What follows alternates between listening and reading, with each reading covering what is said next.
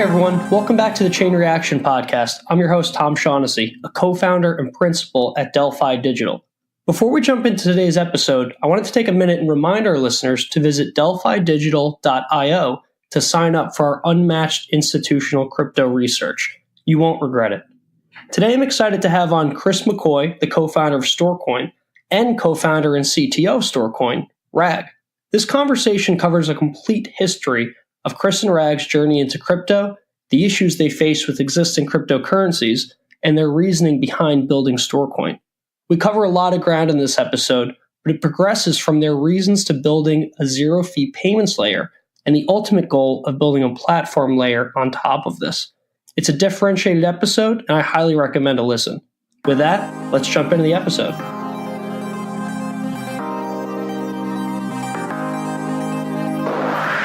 Hey everyone, welcome back to the podcast. Today I have on Chris McCoy, the founder of Storecoin, and Rag, also the co-founder and CTO. How's it going, guys? Hey, great to have us, Tom. Thank you. Sure, Thanks. It's a pleasure to have you guys on. So, Chris, let's start with you. Give us a bit about your background and how you got started in crypto. Yeah, back in 2009, I came down to Silicon Valley from the Seattle area. I was building a historical sports social network connecting kind of the world through sports across from local to the pros, from the 1800s to today. It was a hybrid social system and a media rights platform, and met Rag about 7 or 8 years ago on Quora through discussing distributed systems, specifically in social networks. And he came on board the project to help turn Storecoin into this distributed social networking system. And we sort of meet at these random restaurants in deep Silicon Valley to brainstorm the next iteration on our development cycles. And over the course of time, we built this social system, 40 million data points connected across 4 million networks, and probably the most structured and labeled sports database on the planet. And it was time to build payments in. And the idea was you do a deal with the Pittsburgh Steelers and you could share revenue back to the high schools that the players on the Steelers went to. So potentially up to thousands of networks through a single API call. We did all this research looking at trying to build with PayPal. Stripe was really early, but the problem was with PayPal, you'd get censored potentially, and they just didn't have the APIs to enable that sort of mass payment experience.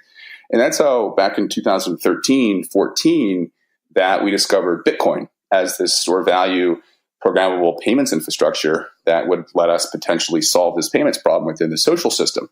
And so we actually tried to build on chain with Bitcoin. That was incredibly challenging. We started building with APIs that Coinbase had put out. And we prototyped some really interesting projects, such as we called it fan mail at the time, which was essentially paid email. That ended up sort of in production over at earn.com. And we prototyped tipping through Bitcoin. It was really this vision that we could distribute Bitcoin to the masses through sports. And every iteration just we couldn't get to a final product because of how challenging it is to program in a rich environment with Bitcoin itself. And so in that course, we realized that Bitcoin was much more powerful than just payments. There was this notion that the Bitcoin ledger could generate trust around any piece of information, including data. And so we started experimenting with this idea that if you could take the identity of, let's say, Derek Jeter and write it to the Bitcoin blockchain, at any time a developer wanted to access Derek Jeter's, call it authenticated identity, they would have to pay Derek Jeter Bitcoin. And so it was this notion that data would be represented by a private key. And as we got deeper into our Bitcoin research and development, it was clear that that was not the primary use case for the Bitcoin ledger, and knew that Bitcoin wasn't going to evolve to support that. And so shortly thereafter, I met the early Ethereum team, and one of the first questions I asked them was, can we write identity data into the Ethereum chain and enable effectively kind of a monetizable global API around identity? And the answer was no. You could build dApps with new money, and that didn't quite resonate with me personally. And we did some experimentations. This was pre-white paper, pre-token cell, but ultimately left the space a little bit disenfranchised based on the state of technology and kind of our vision. And so a couple of years later, started a nonprofit called Data for America that explored looking at the role data plays in policy. And we even had a prototype around a way for the government to, structure all of its data in JSON. The government, if it does structure data, it's in XML, which is a fairly challenging format to build with. And then along with Data for America, started a new company called Footprint, which was trying to solve chat and messaging within like franchise and chain stores. We kind of hierarchical headquarters to store communication, and quickly realized that there was a payments problem, that if we could enable bots to pay each other, bots to pay users, it could incentivize a new type of communication within the workplace. And went back to the research whiteboard and realized that, because every time there's a transaction within traditional rails, it costs 2.5% to 3.5%. So micropayments were out of the picture. And we looked at the cryptocurrency space and said, well, has anyone solved this kind of in-app zero-fee payment problem? And we realized nobody had. And so we said, let's spend that research out and see if we can at least understand it. And so that's how Storecoin was born. And we've come a long way since then, but that's the journey. It's 2019 now. It's been a wild one. That's super interesting. One of the recurring trends I'm starting to hear is that early projects kind of got their start, or some of them, when they ran into issues with PayPal. And I think I heard that first from Jed McCabe when he was starting Mt. Gox. I think he got kicked off and banned for life from PayPal working there. Yep, exactly. And any of us working with payments back in the kind of Web 2 days, social networking days, absolutely ran into challenges. Facebook clearly created Facebook credits, but ultimately spun that project down. And so Bitcoin, this vision for permissionless, censorship-resistant, programmable payments, I looked at it as developer infrastructure that could change social systems. And I got incredibly inspired by the possibilities. And so obviously, anytime you go down the rabbit hole of Bitcoin, a world of possibilities opens up. And I think Vitalik, had a same problem that we did. There's just not a lot you can do with Bitcoin. And so he went off and invented, Turing complete smart contracts. And I left the space for a couple of years. And here we are now with a vision for a new type of platform. That's super interesting. And Rag, tell us a bit about your background and how you got started in crypto as well. I know Chris gave us a great overview of your entire journey with him as well, but definitely want to hear a little bit more about yourself as well. Yeah, my background has been in the distributed computing, scaling distributed systems and performance and so on. So when Chris and I started looking into this problem, my goal was to take the knowledge that I have in the distributed computing and see if we can fix the problems related to, for example, the scalability, decentralization, and so on, which is still plaguing the blockchains and the crypto systems. So we are not really coming from the cryptography perspective. We are not really inventing yet another randomization algorithm to select a leader, for example, for the consensus. We are trying to solve this problem from the distributed computing perspective, because at the end of the day, that's a practical limitation. I mean, what you can do when the nodes are worlds apart, probably connected with very unreliable network where you cannot foresee or where you cannot predict the network latency, that's going to be the practical setup where the peer-to-peer distributed systems will be working. And so we wanted to make that as the center of the solution, so that the algorithm is not really just proved in the lab where you have perfect network connections and perfectly aligned timing and so on, but it has to work in a practical environment where everything can be unreliable. So to answer it in one sentence, it's about the distributed computing and how can you bring that knowledge into Byzantine consensus algorithms rather than looking it from a cryptographic perspective.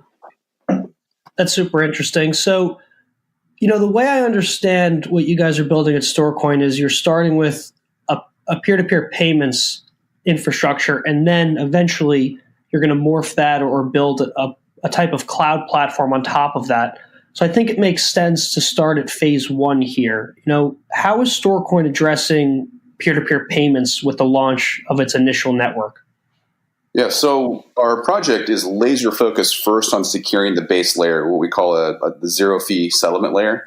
So our team right now is research in building this scalable and decentralized zero fee payments infrastructure. And as Rag was alluding to, we've had breakthroughs in our consensus algorithm that enable, we believe, truly high throughput transaction environment with real true decentralization without sharding layer 2 solutions, etc. And when we think about, take Ethereum, for example, it's two systems interoperating with each other, a base layer and a Turing complete platform layer. And we think it's incredibly hard to launch with both layers and to guarantee security, guarantee, be able to sort of get protocol market fit. So our focus is on the first layer out of the gate. And, we look at the internet today, there's over $250 billion of transaction fees across credit and debit card networks and across cryptocurrencies. And so every time you swipe that card, you get charged, the merchant gets charged 2.5% to 3.5%. And every time you send a Bitcoin, you as a sender get charged. And we think that removing the fee is a primitive to massive adoption for cryptocurrencies around the world. And so we're focused on solving that problem to begin with. That makes a lot of sense. So, Chris, I think it makes sense to address kind of two different types of competitors here. So, it seems to me you have competitors like EOS, which basically does free transactions through inflation. And then you have the traditional competition of Visa, MasterCard, and payment processors. Who are you most afraid of, or who do you think is going to be the most competitive here? Do you think it's going to be Visa, or do you think it's going to be another cryptocurrency that can do, somewhat of free payments as well? Yeah, so we don't think anyone's really solving zero fee in a scalable way. So EOS requires the developer to own EOS, stake it, and then be able to run the EOS computer, and then be able to print their own token as a utility token within the DApp environment. And we see a world where, because the base layer miners do not demand to get paid in these layer 2 tokens, these layer 2 tokens are more or less dream coins. They're not backed by any asset, and that's a requirement for them to have properties of currency. And so as we talk about what comes after a settlement layer for Storecoin as sort of security with scalability is proven, Storecoin will open up the general industry term is miners. We use the term called decentralized workers or deworkers. It'll open up sort of deworker participation to any person, any entity, any bank, any fund in the world. And from there, the secure settlement layer will evolve from this into a P2P cloud platform for the decentralization of data and the creation of what we call new zero-fee tokenized apps, or TApps. And this era of zero-fee peer-to-peer computing with data coins will be born. And throughout this evolution, Storecoin sort of governance, which is the coordination mechanism for the protocol, evolves from being informal but present to semi-formal with voting, and then fully ratified with formal voting. And sort of once ratified, Storecoin will be fully decentralized. So the zero fee primitive with Storecoin is we use a incredibly low inflation, up to 2% of the Genesis block per year, up to 20 million stored to secure the network. And so this inflation replaces transaction fees. This is how we remain zero fee. And so there is no sort of SaaS model like EOS. And obviously Visa and the card networks will never remove their fees. We think we can become the first truly programmable zero fee payments infrastructure in the world. And as we introduce the peer-to-peer cloud, payments within the cloud environment will be zero fee as well, using a similar inflationary model.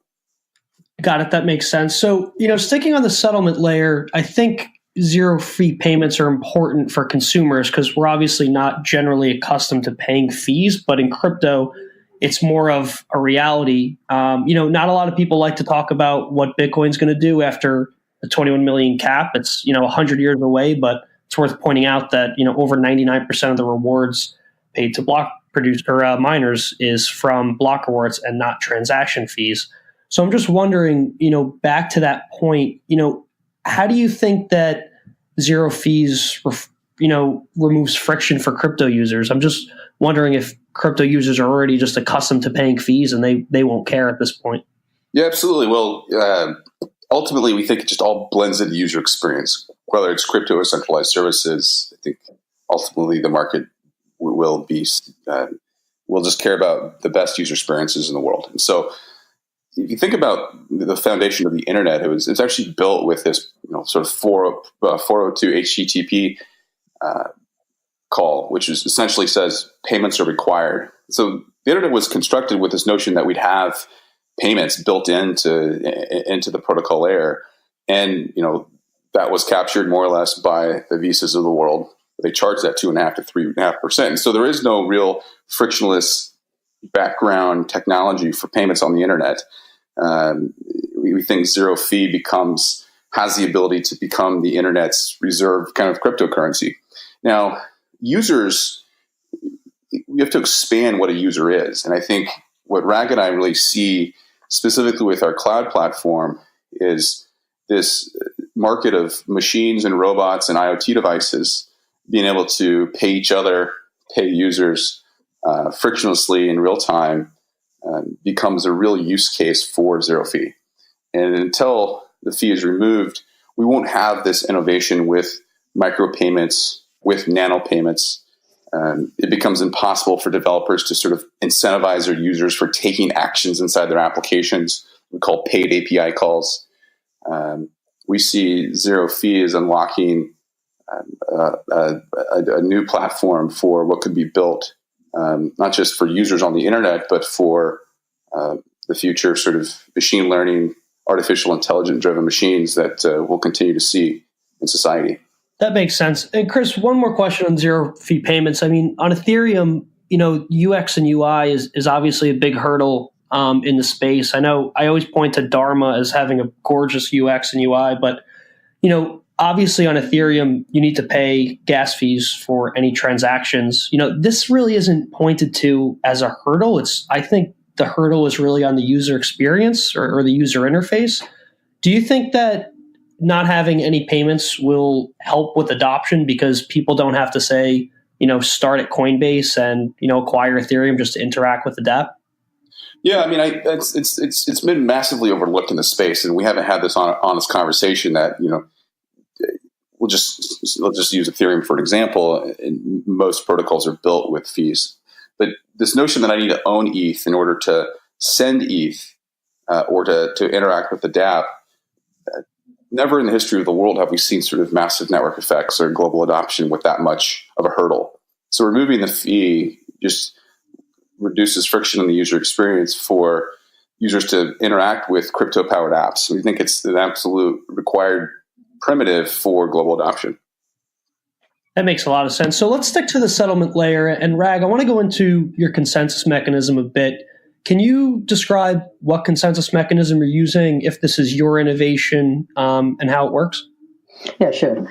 This is our innovation. Continuing from what Chris has mentioned, when we started looking at the payment infrastructure, we did look into the not only existing cryptocurrencies, but also existing consensus algorithms to see if we can make use of them in our implementation to build the Storecoin network. There were two things that were very important for us as our design goal. The first thing is obviously the throughput. And even today, you can see that Bitcoin and Ethereum have the problem with the throughput, and the base layer still doesn't handle massive amount of transactions similar to what Visa and other credit card processing systems do. The second one is decentralization, and that one is a little bit overused in many of the contexts.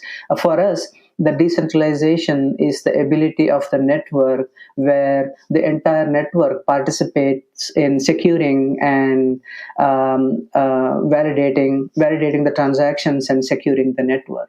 So these two attributes are very important for us, and we didn't find any algorithm that actually satisfies these two properties together. You could do one or the other. You can actually have very high decentralization or very high throughput, but there were no algorithms that we could find where you could have both of them at the same time. And that's where we spent our time researching and coming up with an algorithm called BlockFin, which actually ensures high decentralization, high throughput at the same time. So that's basically an intro to what BlockFin is. I mean, the design goal is to have high decentralization and high throughput at the same time. Got it. That's a great overview. So, back to high decentralization and the throughput trade-off, I kind of look at these things directionally, where EOS has 21 nodes and there's a ton of issues, whereas Tezos has over 100 nodes or bakers and there haven't been any issues. And Ethereum's obviously is way up there in the thousands. How many nodes do you think you'll have to have, or how many, validators do you think you'll have to have in the network for Storecoin? Right, I'll take this one. So when we think about how we achieve, it's really important, Tom, to understand kind of from a consensus perspective what we're doing that's different than Tezos and EOS and Ethereum with regards to block production. And so they use leader-based systems where there's one winner per block, whether it's an elected leader, whether it's a winning miner, but ultimately it's a fairly zero-sum competition. And so in our system, all participants in consensus are rewarded for every block. So we call it leaderless. And Algorand has a similar model, actually, which we have a lot of respect for. And then the second piece that's different is instead of one block being more or less published and verified at a time, we're verifying and publishing multiple blocks in parallel all at once. And so this is what leads to base layer throughput. So the quick explanation of this is we take what is effectively chain forks and orphan blocks, and we use that as a resource to start building the next block as the current block is being finalized and audited and verified. So as the current block is being finalized, the next set of incoming transactions start to get pre-written to the next set of blocks. And so the analogy we use is an analogy in the oil industry. In the early days of oil, the only use case was really gas, was actually kerosene. And the rest of the oil that was not refined was thrown into the rivers and the lakes, caused all sorts of environmental hazards. And over time, through research, Rockefeller and his team were able to find new ways to refine oil. And eventually they turned, which was waste into gasoline. And that gave kind of the rise to the automobile industry. And so what we're doing is similar with orphan blocks and chain forks, taking what is waste and actually turning that into a fuel for fast block production. From a decentralization perspective, from a launch perspective, we're being very conservative with regards to how we roll out settlement layer, prove our security model, our inflationary reward security model. And each phase right now we're in what we call the Genesis phase, which is effectively a research and development phase, where we put in governance, 8-year vesting on RAG and myself, milestone-based token sales, no real ICOs, peer review on our governance, peer review on our economics, long-term treasury schedules, you name it. And then our first release will actually be the Stone Age, and that will be early next year. And it'll be our test network. And we expect to have, around 90 nodes in the network. And then we'll actually open up auctions for what we call seats for those 90 nodes. And so whoever bids the highest will get to run the hardware and be a miner, a deworker in the Storecoin network. And then we move from sort of the Stone Age to the Bronze Age. And then we move into what we call the Iron Age, which effectively is our beta network. And we'll expand capacity from a number of seats perspective, number of nodes. And then we get into kind of the discovery age, where we look at it as our real production level network for settlement layer. And we expect this to be in the early part of 2021. And so 2020 is really about having confidence in our security model and our ability to upgrade the protocol. And then what we do is we actually open it up to becoming an unlimited permissionless system where anyone in the world can join Storecoin to validate transactions and earn store. And we call that the revolution. And at that point is where we begin to put a governance in place, a formal governance of checks and balances, where the miners effectively have the power to overrule the core dev team of the nonprofit foundation. And we think that once a formal governance of checks and balances is in place, we've achieved what we call true decentralization, and that there's no single person, no single entity in the system that has centralized control, and that the protocol can work together to reach consensus on issues such as economic policy, such as monetary policy, such as leadership in the network.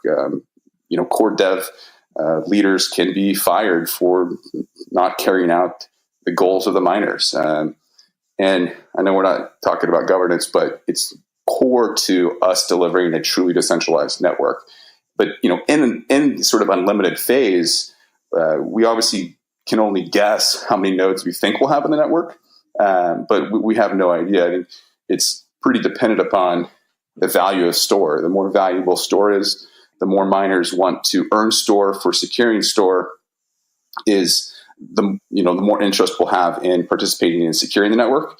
And then, because we're now starting to publicly talk about our plans for platform, this zero fee peer-to-peer cloud computing platform, we think that if miners believe these data coins to be valuable, that they'll want to get in early and become early miners in store, so they have sort of a first seat, a first right to mine the data coin platform.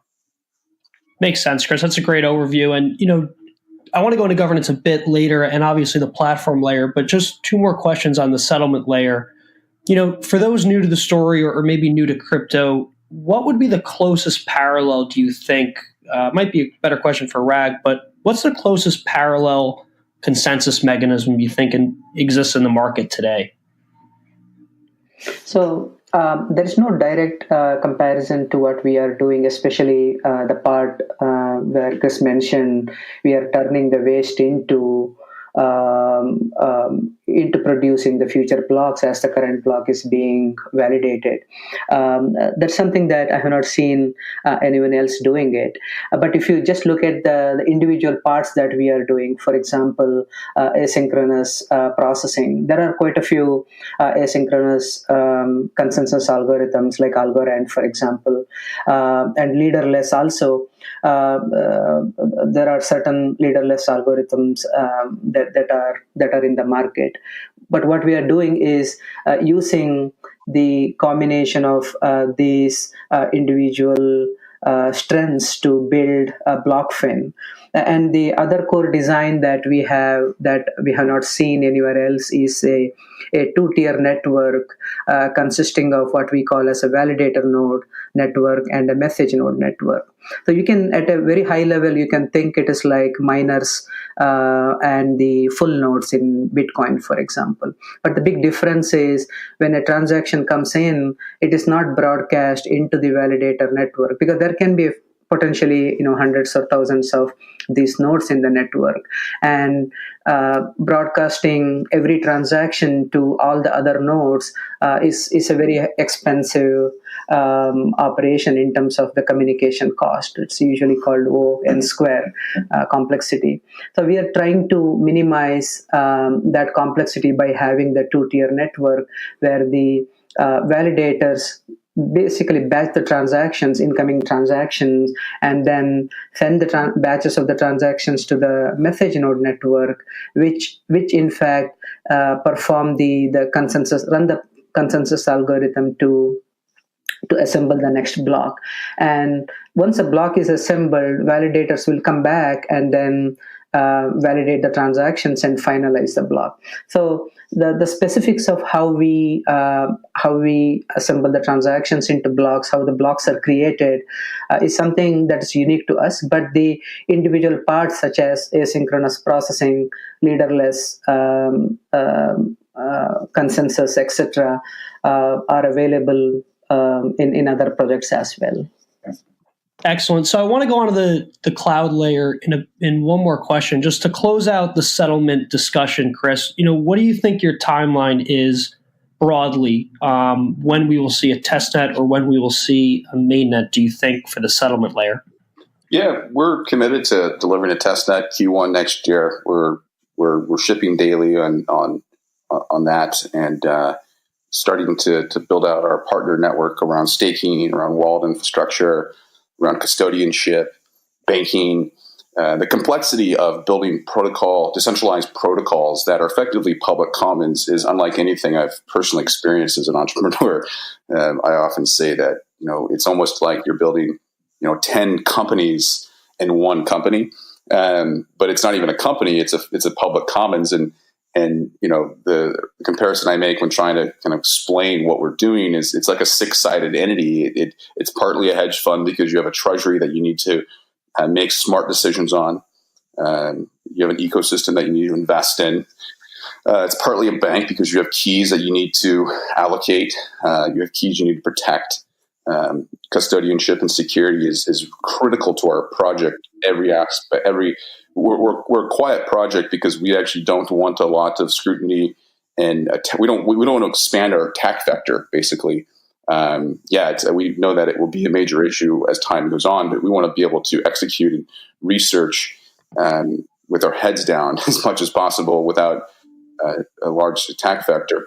It's obviously very much a tech company. There's a tremendous amount of software being built and designed and communicated.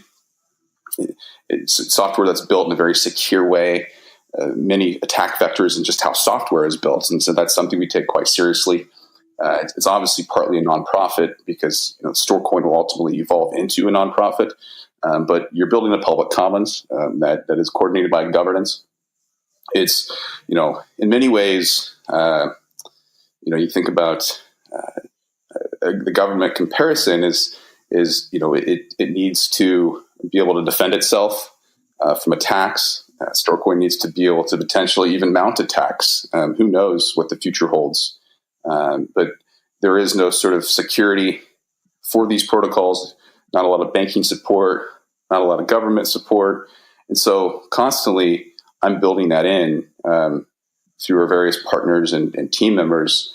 And then finally, we're talking about currency, which the history of money is a story of belief. And the moment that I don't believe that your currency is any valuable, meaning I don't think someone else will accept it in a trade, your currency starts to lose belief. And belief is somewhat synonymous with religion. And so we're very much building a belief system in zero-fee payments and zero-fee cloud computing. And this notion that data can be open, data can be tokenized, and open and tokenized data is the foundation for this next shift in computing. And so that makes a lot of sense, Chris. No, that's super interesting. And I want to switch gears just so we have enough time to discuss it. I want to talk about the state of the hyperscale market and kind of how the next iteration of Storecoin, the platform layer, will play into this. I was previously on the cloud and communications team at Oppenheimer that covered AWS and Microsoft Azure and everything. And their growth every quarter, it was like 100%, was just insane. And the ecosystem and the 1,000 products AWS released each year was just incredible. But I want to hear your side of it. I mean, what do you think is the state of the hyperscale market, and what do you think are the issues with it? Yeah, I mean, take a look at, just go back to, this is more philosophical. Back when Stuart Brand said, hey, information wants to be free, he also said it wants to be expensive. And the internet evolved, and information became much cheaper to share information. It used to be very expensive. But the problem is centralized companies on top of this sort of decentralized internet captured that information into applications, structured it, labeled it, and more or less built data monopolies. And so we think it's time for data to be set free. And you look at the history of technology. It's whether it's the mainframe, IBM hardware era, where Microsoft opened it up with DOS. All of a sudden, there was a computing platform, but then Microsoft created proprietary scripts that more or less closed the ecosystem, and then Netscape attempted to basically front run them with a new platform, the internet browser, and they used their monopoly to shut down Netscape. That when Netscape took them to court, that opened up a truly fascinating era with the rise of Google and the rise of Facebook. These companies who are world class at acquiring information in very unstructured way, unstructured data, unstructured information, and instantly structuring it and labeling it for their algorithms, for or less their artificial intelligence based systems to use to rank search, rank pages, to show you what's most interesting from a friend of a friend. And they became these machine learning, artificial intelligence, structured data monopolies. But a handful of companies control the world's structured information. And we think that we're in a closed era of computing. What's next, where these centralized apps and services own majority of the access to data? We think that decentralized peer-to-peer databases, public blockchains, is the technology shift that will open up and tokenize data in a disruptive way that will change the flow of how value is captured on the entire internet. And the role Amazon plays in that, and these other cloud computing systems, public clouds, is they effectively lead to data decentralization. Developers sort of pay, AWS fiat currencies for cloud computing resources. I think there's studies that show, I think Chamath at Social Capital has said that 100% of his companies are on Amazon, and collectively they pay around 16% of their operating expenses to Amazon.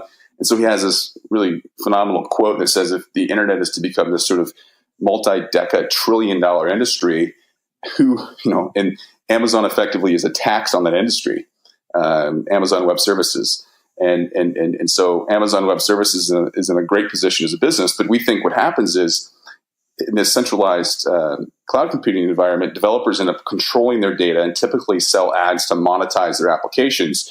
And therefore, the public internet remains centralized and controlled by those who control the data. And so we think that there's a way to open up and tokenize data that gives us a new platform for computing. And that's where we're headed with Storecoin. That's super interesting, Chris. I like the discussion around your philosophy around AWS. That's super interesting. So, I guess one of the hard parts or one of the tough parts for Storecoin is going to be that transition from a settlements layer to a platform layer. Do you think this is something like Ethereum 1.0 to Serenity, or do you think that this is more of, just an attachment or a component that's built on top? I'm just trying to get a sense of the breadth of how hard this transition or expansion is going to be. Yeah, I think that if we do the right things and focus on security and scalability at the settlement layer, that the miners of Storecoin can naturally evolve into more or less cloud computing platform. And from a technology perspective, we'll have time to, through a separate team, build platform, build the tools and services so miners can effectively containerize data and decentralize data directly into the protocol layer, while we continue to gain confidence and security around the settlement layer.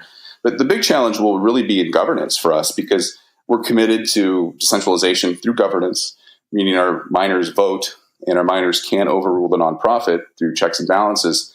And so if for whatever reason our miners don't think data coins will be valuable, then it's possible they vote not to upgrade the platform. And so a lot of what we're doing now, we've been researching this for quite some time, it's finally starting to talk about platform, because as we get ready for a next milestone-based token sell, we ultimately want to attract store owners who want to mine the future data of the internet through the Store Cloud platform. But the rest of it's just execution, and we can't get away from how important just execution and focus is as a team, a global team that's growing. It's a massive effort what we're undertaking here, but execution is number one for us. We're very focused on that.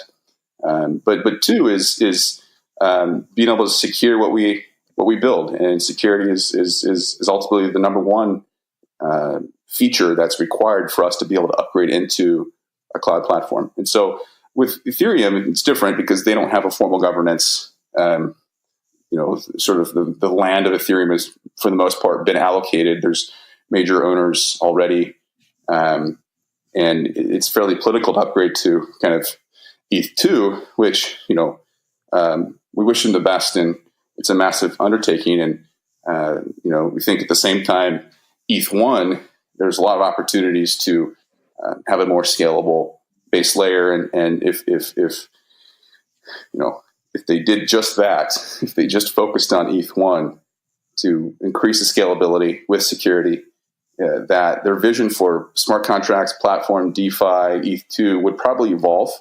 It would open up the possibilities of what a scalable, truly decentralized, in terms of tens of thousands of nodes participating can look like. But they're learning as well. We're all running experiments, and none of us can claim to be right 100% of the time. But I think we all recognize the importance of security and scalability, and Ethereum's certainly working on trying to solve for that. Got it. And yeah, I mean, that's a great point on Ethereum 1.0. I think that, now there's renewed interest in making sure ETH 1.0 is here to survive. And, I think the developers are running into things that they have to contend with, like state rent and things like, and storage pruning and things like that, to make sure ETH 1 is here long enough for us to get to ETH 2. But, back to your point, Chris, on the platform level, I don't know who said it. I think it might have been Bill Gross or somebody else, that a competitor has to be 10 times better to win. Do you envision a world where you can be, let's say, equal to AWS on transaction speed and costs, and then you're 10 times better in that, consumers own their data and can use it as they want? I'm just wondering, where the benefits are over AWS, just to put it into perspective for the listeners here. Yeah, absolutely. So let's go back to what our vision for data is, right? So we talk about philosophy and centralization. So we see this world that if data is an asset, it can be tokenized and decentralized into a public blockchain. So our core belief at Storecoin is that every meaningful piece of data in the world will eventually be represented by a private key. And that data will be tokenized. It will be decentralized into a public blockchain, and thus it'll have itself a private key. And so we think that Storecoin will be that cloud platform that hosts these keys. And when third parties like Google want to crawl, query, and access the data, they'll actually have to pay the token representing the data, which we call a data coin, back to the miners and the developers securing and storing it. And the developers, who really are charged with structuring, acquiring, and labeling data so it actually is valuable to third parties, especially machine learning and artificial intelligence-driven organizations, they can actually pay their users as well, optionally. And we think a market will develop around that. So we see a world where tokenized and open data can kind of limit the control that these data monopolies of today have on future innovation tomorrow, while ushering in this kind of new era of computing. And going back to the Stuart Brand quote, we think that this platform is how information can finally be set free. And so as we look at the benefits over, say, Amazon, is, we can argue that a great amount of attention and interest around platforms such as Ethereum exists is because it makes it incredibly easy for anyone to, quote unquote, print their own money or sort of issue their own asset. And we just wrote an op-ed in TechCrunch that makes the case that money needs to be backed by some type of asset for it to have a monetary premium. And so Ethereum itself is backed by the security spend of its miners. So Ethereum, as a base layer currency, is definitely money, has a monetary premium, is on the path to becoming global currency.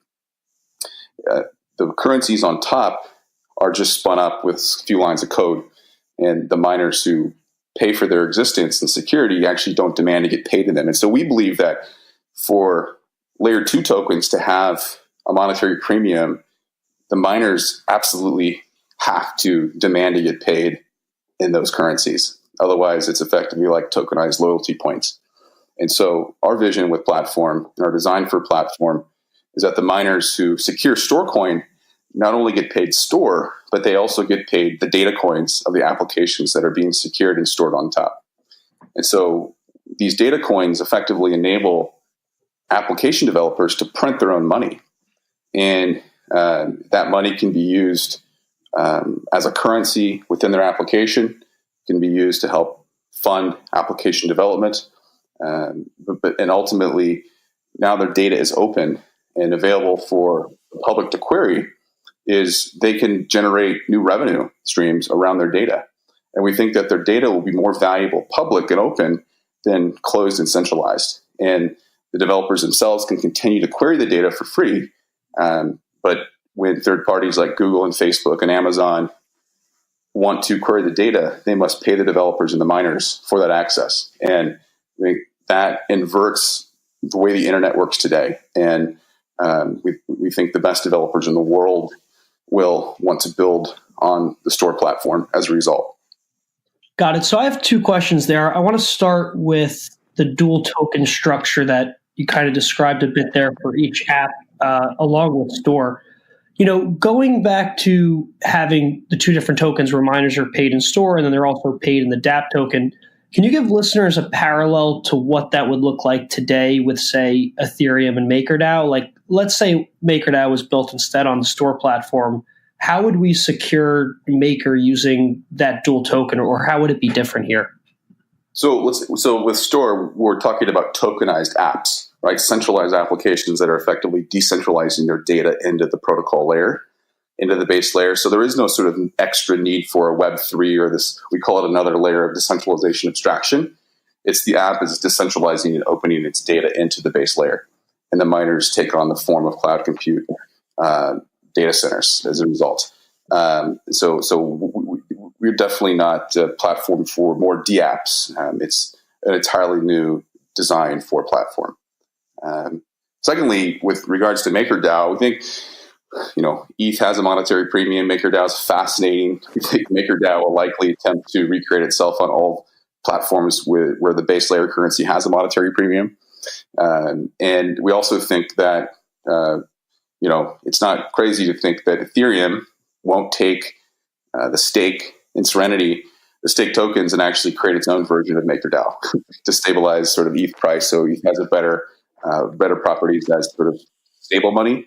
And so we think protocols will compete directly with things like MakerDAO. But with regards to Ethereum, the way it would work is if you're a base layer miner securing Ethereum chain, and you're securing a ZRX transaction, that you're not only getting paid in Ether, but you're also getting paid in the ZRX token. And that would solve sort of economic abstraction challenges where the miners today don't get paid ZRX, and ZRX is valued based upon its future utility as a money. And because it doesn't have basic demand from the miners, we're big fans of the ZRX project. We're just using them as an example. But any new sort of token created on top of Ethereum doesn't have that monetary premium where the miners demand it. And we think that is required for layer 2 tokens to be valuable over a long period of time.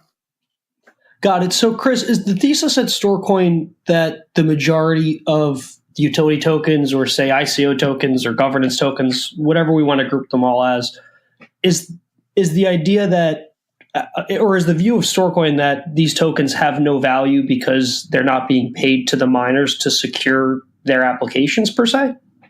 Yeah, we don't. Yeah, I mean, I think that the way we would characterize it is we think over a long enough period of time that in the absence of sort of minimum viable belief or demand for these layer 2 tokens, that only a few will accrue value because they actually do get true utility. So they're valued more like a company would be valued. But ultimately, in the absence of sort of being backed by an asset or having demand as a currency. So why is this important, Tom, is the question. And we sort of look at gold. And gold is an example where I spend real money, fiat currencies, to mine gold. And I do this because I know there's a market for me to sell gold so I can recover my mining costs, and then I can speculate on some of the gold as well. And so gold takes on a property of a currency because people, it has belief, specifically belief that I can sell it to cover my mining costs. And Bitcoin, Ethereum, EOS all have similar properties. Real resources are put up, fiat-based resources, to secure and store the assets in these ledgers. And they get paid the native currency, the native token of the ledger.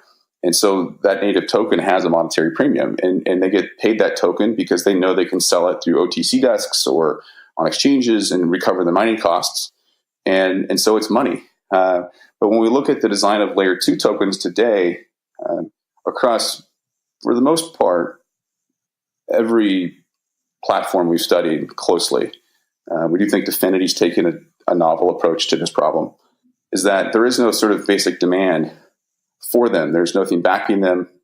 And so therefore, are they money at all is a fair question to ask. And so as we architect the zero-fee peer-to-peer cloud platform for Storecoin, it's paramount that these layer 2 tokens not only are backed by an asset, which is data, but they have the potential to be demanded by miners.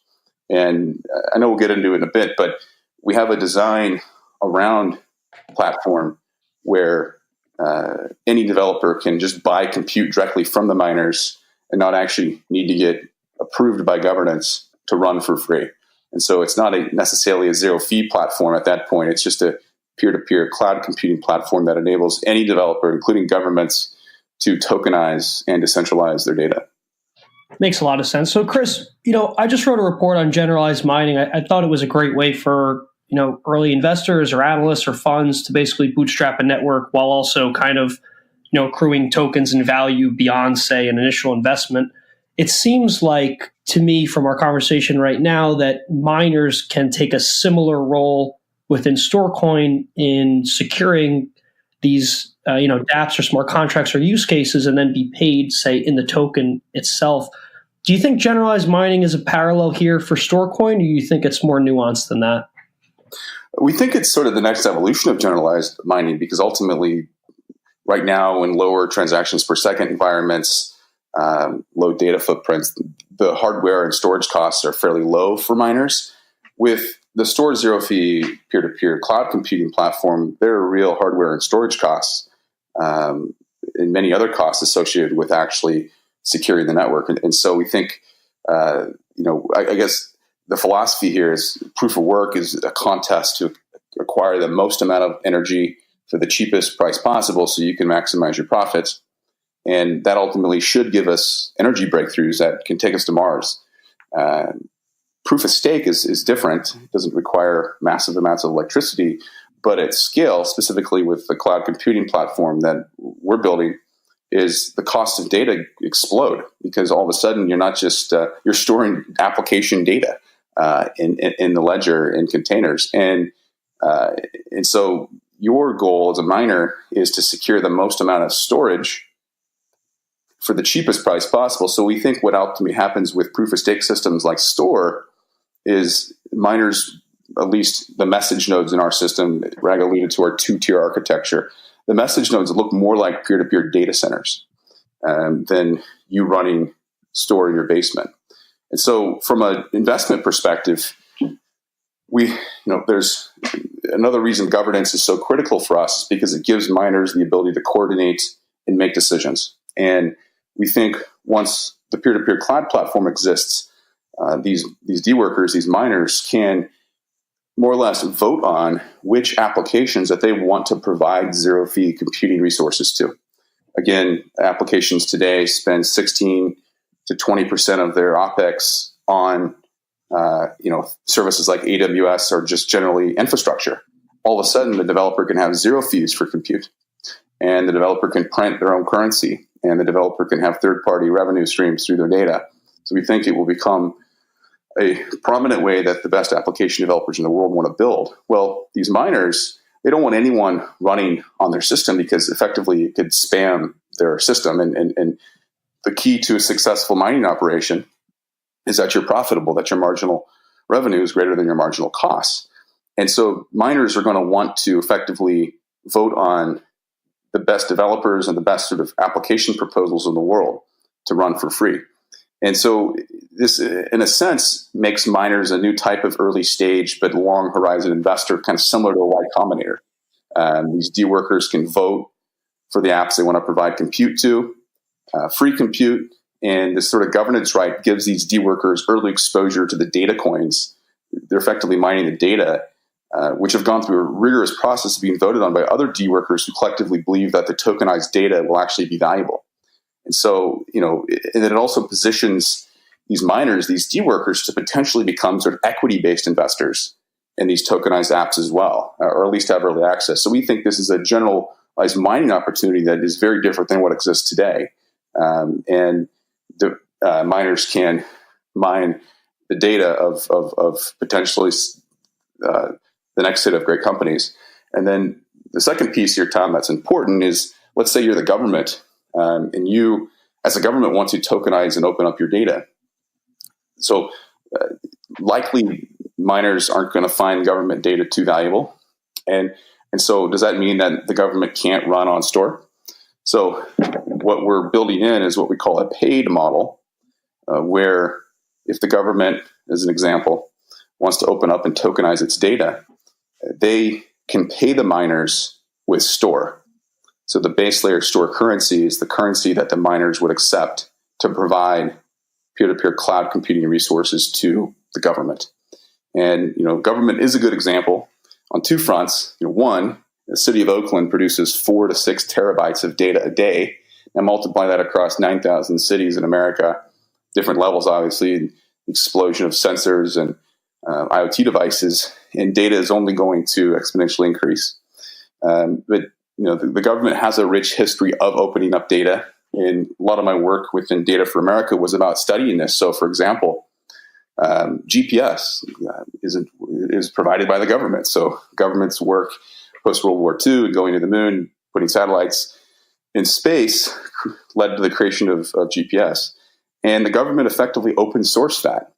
And that technology is what gives us cell phones and all of the tooling around cell phones and maps and drones and you name it. And so imagine if the government, instead of opening sourcing that, could effectively tokenize that data and get paid every time it's queried. And that's a really powerful concept. And obviously not just for governments, but for nonprofits and for future kind of artificial intelligence driven device technologies as well. And so miners can get paid Store and data coins for apps that they vote on. But miners can also get just paid Store if apps and robots and machines want to build on this peer-to-peer cloud. And so the premium for Store moves from being less about zero-fee payments, because each data coin takes on a immediate exchange component. It becomes effectively a zero-fee currency. Is Store becomes more of a resource for compute. And if peer-to-peer cloud computing becomes demanded by the world, the value of Store should grow because it's directly representative of access to those compute resources. Super interesting. So, Chris, one of the things that keeps me up at night, probably, more nights than I'd like, is competition between public smart contract platforms. I think a lot of developers in the space kind of hide this fact, and more financial people in the space are more open about it. But a lot of people parse hairs, like, you're using this SDK, so it's not competitive, or we're using this tooling, so it's not competitive. But at the end of the day, I think, Ethereum, Tezos, COS, they're all in competition with each other because there's only so much developer time in the day for each of them to spend on a specific platform. Granted, I think interoperability can make the whole pie bigger and drive new use cases. But, how do you think about competition years out, 5 years out, 10 years out? Because it does feel to me that Storecoin is a few years away from its settlement platform. And that gives things like Lightning and DAI on Ethereum chances to grow. And it also gives AWS on the traditional side a chance to, continue to slash costs and build out new innovations there. So, how do you mentally think of competition in the space and Storecoin with regard to the timeline here? Yeah, so we're less than a year away on settlement, and on platform, we'll just be cautious about upgrading because we want to harden and feel very confident about our security model. And our security model is a maximum of 20 million Store, or 2% of the Genesis block, that incentivizes miners to secure the network and store data.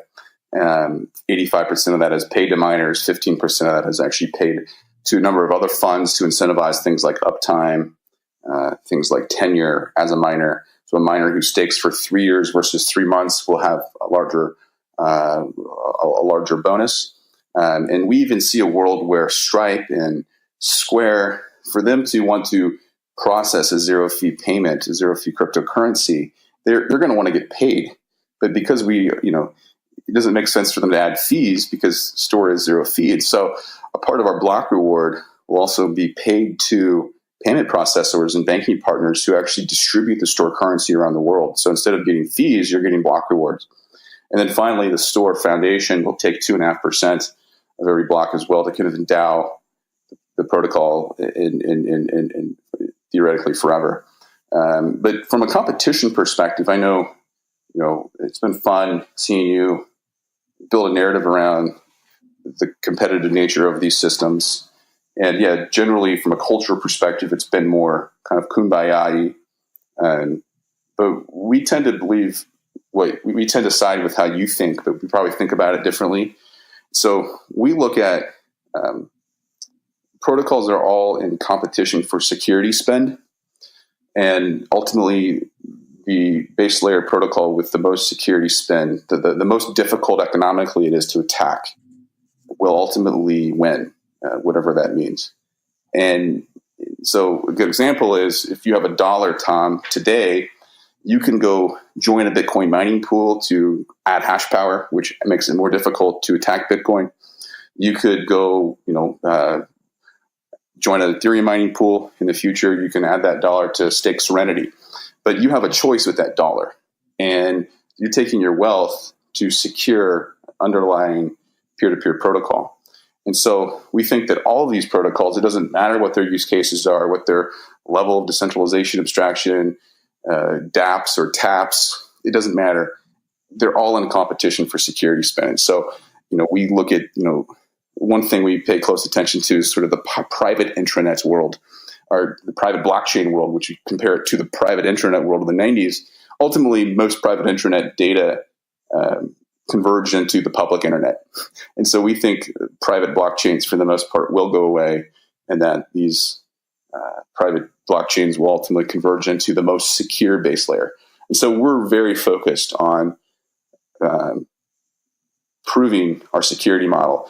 And then, again, as we continue to share our economic models around the potential value of data coins and data itself, if investors around the world want to take their wealth and store it into the Store blockchain to secure the Store blockchain and also to mine data coins, that Storecoin becomes a leader in terms of security spend.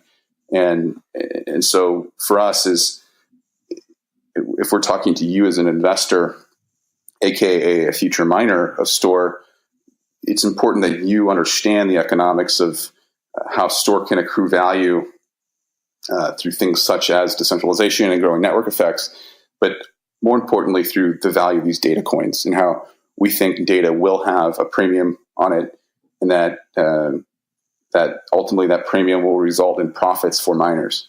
And therefore, the wealth of the world will want to mine not just Store, but the data coins on top. That's what we're focused on. That's super interesting. So, Chris, just zooming out on crypto overall, we're kind of in this extended bear market, and you're heads down researching with Rag and the rest of the team. What do you think is something that could get us out of this bear market, or do you think that we're here to stay? I thought 3K was the low on Bitcoin. I'm a terrible trader, but I'm just trying to get a sense of where you think the entire crypto ecosystem is going from here, maybe in the short term. Yeah, we're not traders. We build, right? But we have to understand the macro economy to be able to navigate the complexity of the space. We think that we thought your report at Delphi was fascinating, looking at price effects of kind of hard fork updates within the Ethereum ecosystem. Somewhat depressing. We feel like because Ethereum's improving, that shows up in the price, but there's a lot of competition coming online as well in that space specifically, and so it's going to be interesting to see what happens. I think we haven't seen we've seen protocol market fit in terms of wealth wanting to secure base layer change, such as Bitcoin and Ethereum, but we haven't seen sort of protocol market fit in layer 2.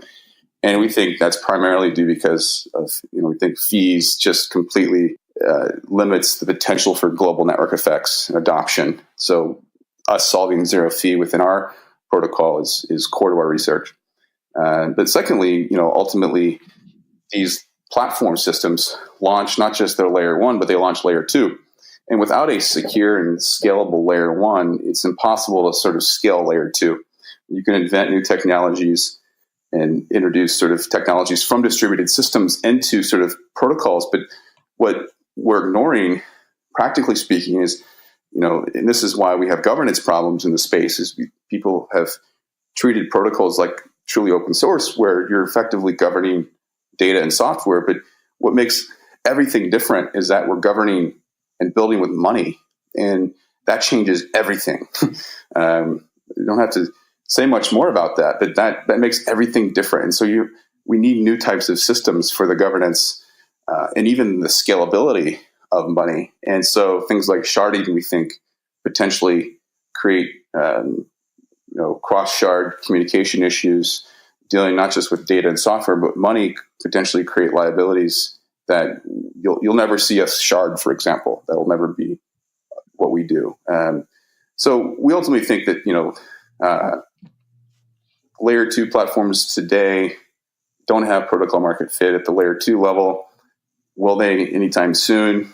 Who knows? Maker is fascinating because it's taking money and creating a new sort of asset class out of money. I talked about that previously, but obviously the happenings for Bitcoin will drive kind of new, retail and institutional demand as Bitcoin becomes more scarce. But we think that the space needs a new vision for platform, for what can happen on top of settlement layer. And that's what we're doing at Storecoin, and a completely different vision in smart contracting and dApps. The tokenization of data, the opening up of data, the monetization of data, we think is the future of the internet. It's the future of computing. And so we hope to be a catalyst for new types of participants to want to participate in this space. Got it. And Chris, my last question for you, just thought of it, but I think it would be interesting to ask you. Do you think there's anything that AWS could do within the next 5 years that would, be extremely competitive to you guys? Or do you think that what you're doing is such a rebuild of their entire DNA that they would never be able to compete on what you guys are trying to do? We think that any of these centralized entities who have centralized cap tables and public investors can never decentralize their governance and how decisions are made. And that becomes the core competency, the real killer feature of the Store ecosystem, is this notion that miners who secure the network with their wealth, who store the data, can collectively reach agreement on the rules of the money, of the software itself, reach agreement on the apps that they pay for, reach agreement on the economics of their platform in a way that, these aren't just individuals like you and me, Tom. These will be family offices. These will be nonprofits. These might even be governments around the world who are mining Store. And we don't think that a centralized company like Amazon or Facebook can ever compete with decentralized public commons such as Ethereum or Storecoin. We very much think that decentralized computing is the future of computing. And we think that, we just have to stay on our mission and be able to get people to believe in Store, to want to secure and host Store, so that Store becomes unstoppable. Global cloud computing platform that opens up and tokenizes data, which gives us a new computing environment where we can set the internet free again. Got it. So, Chris, is there anything that we didn't cover that you wanted to hit on? And also, please tell our listeners where they could follow you guys and where they could learn more about Storecoin as well. Yeah, so there's a lot we haven't gone through regarding the platform itself. Imagine we're just starting to finally communicate how this works. But if people are interested, go to storecoin.com, and there's high-level overviews that you can learn about our designs. We've in the process of open sourcing our economic models regarding the platform in terms of what would it cost for you to mine Storecoin? What's the potential yield for you mining Storecoin? And then, what's the, when we started our research, Tom, we sort of assumed that there would be kind of a $0 value to these data coins. So all of our research is around what's the break-even price of Store need to be given the expected transactions per second, the expected data payload, cost of compute, firewall, you name it, so that mining is profitable for our D workers. And our research has quickly evolved into building out, which we haven't formalized it yet, but an actual valuation model around data itself.